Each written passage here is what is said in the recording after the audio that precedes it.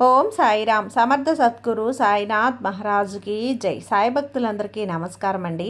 బాబాగారి దయ వల్ల మనందరం బాగుండాలి, సంతోషంగా ఉండాలి అని చెప్పి మనస్ఫూర్తిగా కోరుకుంటూ ఈరోజు వీడియో స్టార్ట్ చేస్తున్నాను ఫ్రెండ్స్. ఇక ఈరోజు వీడియోలో మనం చూడబోయేది ఏంటి అంటే, తల్లి జూలై 9వ తేదీన అంటే గురువారం రోజున నీ జీవితంలో ఉన్నటువంటి కారు చీకట్లను ఈ నెలతో నేను మట్టు పెడుతున్నాను తల్లి, పూర్తిగా పారద్రోలుతున్నాను. ఒక్కసారి శ్రద్ధా భక్తులతో ఈ బాబా చెప్పేటువంటి సందేశాన్ని ఆలకించి నీ జీవితంలో ఉన్న చీకట్లను ఏ విధంగా తరిమి కొట్టుతున్నానో ఒక్కసారి శ్రద్ధగా విని తెలుసుకోబిడ్డ అంటూ బాబాగారు మన కోసం ఒక మంచి సందేశాన్ని అయితే తీసుకొచ్చేసారండి.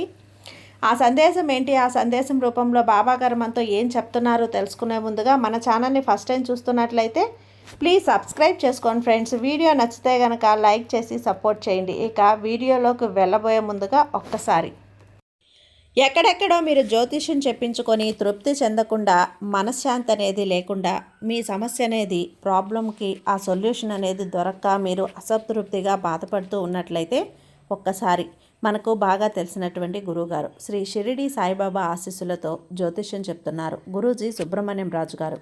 Contact number 9908224144. ఈ గురువుగారు నెంబర్ 1 వశీకరణ స్పెషలిస్ట్. మీ యొక్క ప్రతి సమస్యకి కూడా పరిష్కారం అనేది చూపిస్తారు. అన్ని విషయాలను కూడా ఫోన్లో స్వయంగా గురువుగారే మాట్లాడతారు. ప్రేమ, పెళ్లి, భార్యాభర్తల మధ్య సమస్యలు, స్త్రీ మరియు పురుషుల వశీకరణం చేయబడును. చెడు గృహ ప్రయోగాలకు నివారణ చేయబడును. మీ యొక్క ఎటువంటి సమస్యనైనా సరే ఫోన్లోనే 24 గంటల్లో పరిష్కారం అనేది చూపిస్తారు. కాబట్టి నమ్మకంతో గురువుగారిని కాంటాక్ట్ అవ్వండి. మీరు ఎక్కడెక్కడో జ్యోతిష్యం చెప్పించుకొని అసంతృప్తి చెంది ఉంటే ఈ గురువుగారి దగ్గర ఒక్కసారి ఫోన్ చేసి మీ సమస్యకు పరిష్కారం అనేది తెలుసుకున్న తర్వాత మీ మనస్సు ప్రశాంతంగా ఉంటుంది. కాబట్టి నమ్మకంతో కాల్ చేయండి గురువుగారికి. సుబ్రహ్మణ్యం రాజు గారు, నెంబర్ 1 వశీకరణ స్పెషలిస్ట్. Contact number 9908224144. ఇక వీడియోలోకి వచ్చేస్తే, బిడ్డ జూన్ 9వ తేదీన అంటే గురువారం రోజున నీ జీవితంలో ఉన్నటువంటి కారు చీకట్లను నేను తొలగించబోతున్నాను. కాబట్టి మనసు పెట్టి జాగ్రత్తగా విను, నా మాటల్ని ఆలకించు. నేను చెప్పేటువంటి ప్రతి మాటలో ఉన్నటువంటి ఆంతర్యం వెనుక విషయం ఏం జరుగుతుంది, ఒక జగన్నాటక, ఆ నాటకానికి తెరవేయబోతున్నానమ్మా. కాబట్టి నువ్వు జాగ్రత్తగా విని తెలుసుకో బిడ్డ. ఈ కాలచక్రంలో చిక్కుకుపోయానని చెప్పి భ్రమపడుతున్నావు కదా. ఈ కాలచక్రం నుండి బయటపడేందుకు నువ్వు ఎన్ని రకాల ప్రయత్నాలు చేసినా మళ్ళీ అదే పరిస్థితికి నువ్వు గురవుతూ ఉన్నావు.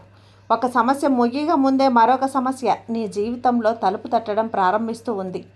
చాలామంది ఈ విధంగా నన్ను అడుగుతున్నారు, బాబా నాపై నీకెందుకు అంత కోపం, ఎందుకు నా జీవితం పట్ల మీరు ఇలా ప్రవర్తిస్తున్నారు, అంత నిర్లక్ష్యం ఎందుకు, నాకే ఎందుకు ఇలా సమస్యలు, నాకే ఎందుకు ఈ బాధలు అని పదే నన్ను అడుగుతున్నారు బిడ్డ. అయితే ఈరోజు ఈ సందేశం అనేది నీ వద్దకు చేరింది అంటే అది కేవలం నా కటాక్షం, నా అనుగ్రహం వల్లనే, కేవలం నీ ముందుకు రావడానికి కారణం. నీ జీవితంలో ఉన్నటువంటి మరలా వస్తున్నటువంటి ఈ కష్టాలకు అసలైనటువంటి సమాధానం తెలుసుకోవాలనుకుంటున్నావు కదా. అయితే ప్రశాంతంగా విను. ఒక్కసారి ఏకాగ్రతతో బాబా రూపాన్ని నీ మనసులో ధ్యానించుకొని విను. నీ మనసు ప్రశాంతంగా చేసుకో. ఎందుకంటే ఈరోజు బాబా నీతో గొప్ప విషయాలను చెప్పడానికే వచ్చానమ్మా. నీ కళ్ళ ముందుకు వచ్చాను. నీ కళ్ళ ముందు ఉన్నటువంటి చీకటిని, భ్రమను పూర్తిగా తొలగించడానికే వచ్చాను. ఓ నా బిడ్డ, నువ్వు ఈరోజు మరలా వస్తున్నటువంటి కష్టాలతో, పదే విసిగిస్తున్నటువంటి సమస్యలతో బాధపడుతున్నానని చెప్పి భ్రమలో ఉన్నావు. కానీ నువ్వు ఎప్పుడైనా కానీ ఆలోచించావా ఈ కష్టాల వెనుక ఉన్నటువంటి అసలు కారణం ఏంటి అని?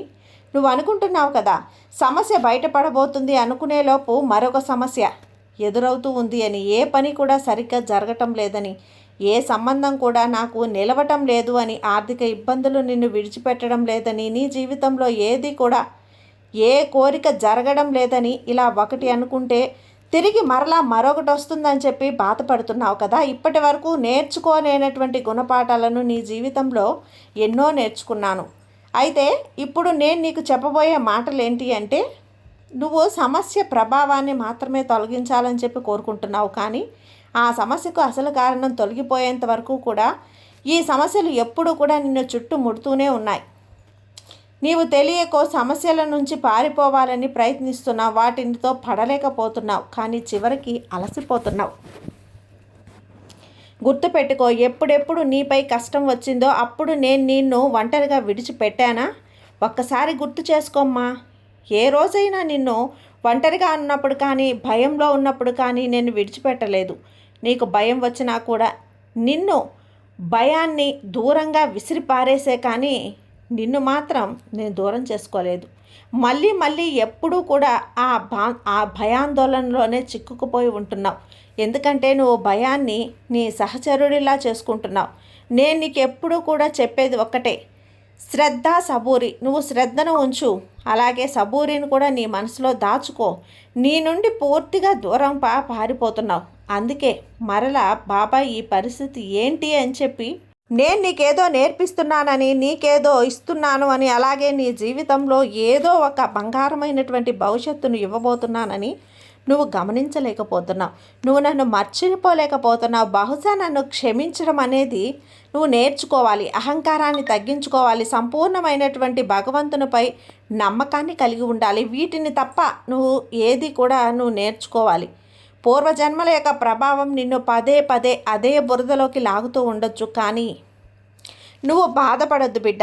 ఆ బురదను నేను నెమ్మదిగా తొలగిస్తాను. నీకు మళ్ళీ మళ్ళీ చెప్తున్నానమ్మా, నీకు ఎదురవుతున్నటువంటి ప్రతి కష్టాన్ని నీ మనసు శుద్ధి చేస్తుంది. నీకు ఏదైనా నీ జీవితంలో కుందనంగా మారడానికి మరలా అగ్నిలో నువ్వు దాన్ని దాచి ఉంచాల్సిందే. నీ ఆత్మ మరింత ప్రకాశవంతంగా మారిపోబోతోంది. నువ్వు అనుభవిస్తున్నటువంటి కష్టాలకు ముగింపు అనేది తప్పకుండా వస్తుంది. నేను నిన్ను ఉత్తమమైనటువంటి స్థాయికి తీసుకువెళ్ళబోతున్నాను తల్లి. తర్వాత ఏ కష్టం కూడా నిన్ను తాకలేదు అన్నటువంటి స్థితికి వస్తుంది. నన్ను నమ్ము. ఒక సమస్యను చూసి నువ్వు అంతలా భయపడాల్సిన సమస్య నిన్ను మరింత భయపెట్టాలని చూస్తుంది. చూడు, నీ జీవితంలో నువ్వు పదే పదే సమస్యలను నువ్వు ఆహ్వానిస్తున్నావు బిడ్డ.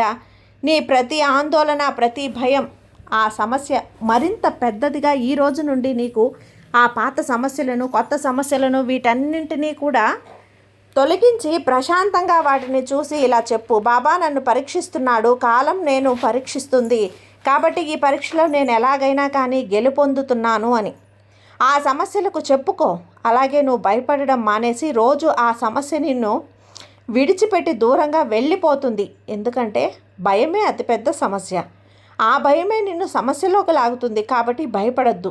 నిన్ను నేను ఎప్పుడూ కూడా ఏ క్షణంలో కూడా విడిచిపెట్టను.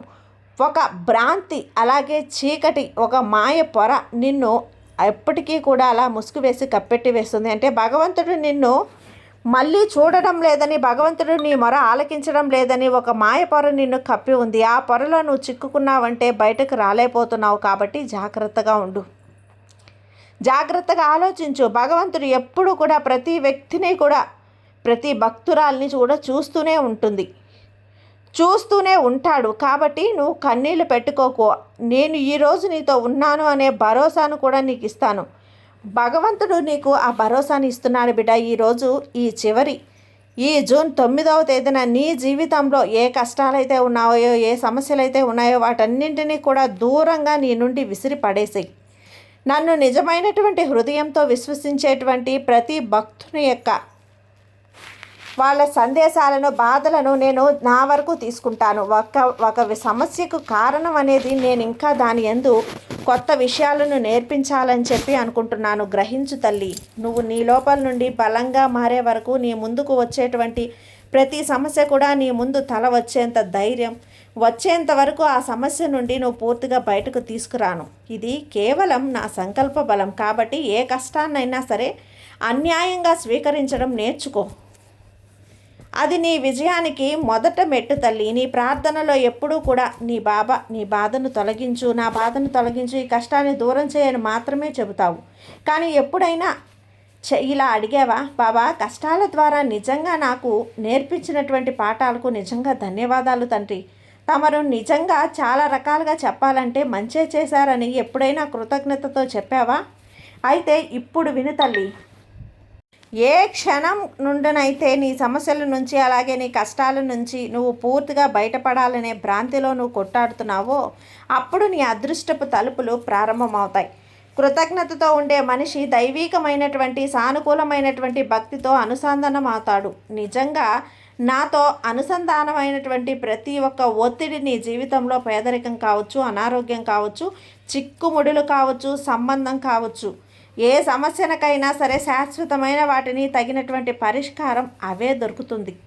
నిజంగా నీ జీవితంలో మార్చుకునే కాలం ఉంటుందంటావా, లేక సమస్యల నుంచి నన్ను పూర్తిగా వాటి నుంచి దూరం చేసేవా బాబా అని అడుగుతున్నావా, లేదా నీ కోరినటువంటి కోరికలు నెరవేర్చాలని చెప్పి అడుగడుగున ముందుకసలు నువ్వు అడుగులు వేస్తూ మార్చుకో. నీకేం కావాలి, అసలు నువ్వు దేనిని అడుగుతున్నావు, దేనికోసం ఇదంతా పడుతున్నావు, దేనికోసం నువ్వు ఆరాట పడుతున్నావు, ఇదంతా కూడా ఒక్కసారి గమనించు.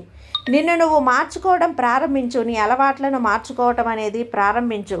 అప్పుడే నువ్వు ఏది సాధించాలనుకున్నా కూడా నీ ఆలోచనలకు, నీ పరిస్థితులకు ఎట్టి పరిస్థితుల్లో కూడా నువ్వు వాటికి తగ్గట్టుగా నడుచుకో.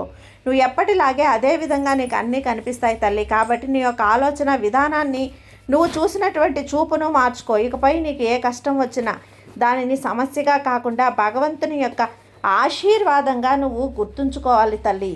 దాన్ని ఆ విధంగా నువ్వు స్వీకరించాలి. అప్పుడే నీ బాబా నీ జీవితంలో కష్టాలన్నింటినీ తొలగించి కన్నీటినంతా తుడిచేసి నీ జీవితం సంతోషంగా ఉండేలా చేసే ఈ సూచనలు, ఈ మాటలు ఇవన్నీ కూడా నీ మనసులో పెట్టుకొని ఆచరించు. నువ్వు ఎవరితో ఎలా ఉండాలో కూడా చెప్పాడు కదా.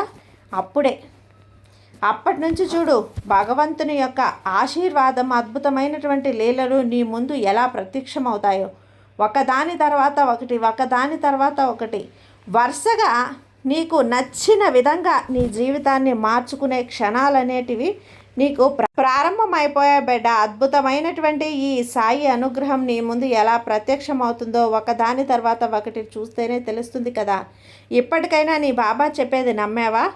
నమ్మకం ఉంటే బాబా మీద నమ్మకంతో ఈ మాటలన్నీ విను. నీ బాబా నీకు తోడుగా ఉండగా నీకు భయం ఎందుకు చెప్పు. సర్వే జన సుఖినో భవంతు. జై సాయిరామ్.